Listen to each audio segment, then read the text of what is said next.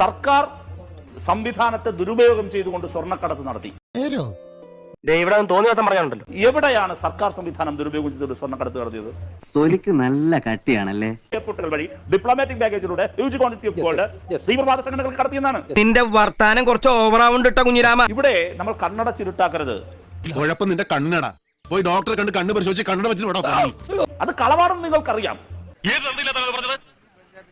ഇതൊരു കേവലമായ കച്ചവടമാണ്.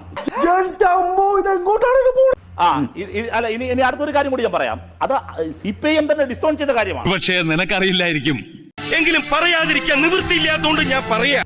PT തോമസിന്റെ കള്ളപ്പണ വിവാദം തൊണ്ട് സഹിതം പിടിക്കുകയാണ്. ഞാൻ കണ്ടതേ പറഞ്ഞുള്ളൂ. ഇടതുപക്ഷത്തിന്റെ ഒരു MLA ആയിരുന്നു ഓടിയിരുന്നതെങ്കിൽ ഓടെ നമ്മൾ ആളറിയാമെന്ന് ജയശങ്കർ ആദ്യ വർജനെ. എറണാകുളം ജില്ലയിലെ ഏറ്റവും സത്യസന്ധനായ ഒരു MLA ആണ് അദ്ദേഹം. ഓടിയിട്ടില്ല എന്ന കാര്യം എനിക്ക് ഉറപ്പുണ്ട്. റഹീമിനെ പോലുള്ളവർ എത്ര ആവർത്തിച്ചാലും ആ കള്ളം സത്യമാവുകയില്ല. നീ പറയുന്നത് അവര് വിശ്വസിച്ചാലല്ലേ? PT തോമസ് അല്ല, റഹീമിനെ പോലുള്ള ആളുകളാണ് തെറ്റ് ചെയ്യുന്നത്. എന്താ ശരിയല്ല മാവാ? ശരിയല്ലെന്ന് എടോ, ശരിയല്ലെങ്കിൽ ശരിയെന്ന് പറയണോ? ശരിയാ. അത് പറയാനായിട്ട് എനിക്ക് ആരെയും പേടിക്കേണ്ട ആവശ്യമുള്ള? അതിന് ഞാൻ ആരെയും പേടിക്കണ്ടേ? ഞാൻ ഈ രാജ്യത്ത് നികുതി കൊടുത്ത് ജീവിക്കുന്ന ഒരു പൗരനാണ്. തളരരുത് രാമൻകുട്ടി, തളരരുത്. കലാകാരനല്ലാത്തവരെ സമൂഹം അംഗീകരിക്കില്ല. ഞാൻ ഇന്ത്യൻ പൗരനാണ്. എന്റെ അധികാരം മാർക്സിസ്റ്റ് പാർട്ടിയുടെ ഭരണഘടനയിലല്ല, അംബേദ്കർ എഴുതിയ ഇന്ത്യൻ ഭരണഘടനയിലാണ് ഉണ്ടായിട്ടുള്ളത്. എന്താ ഉറക്കം വരുന്നു?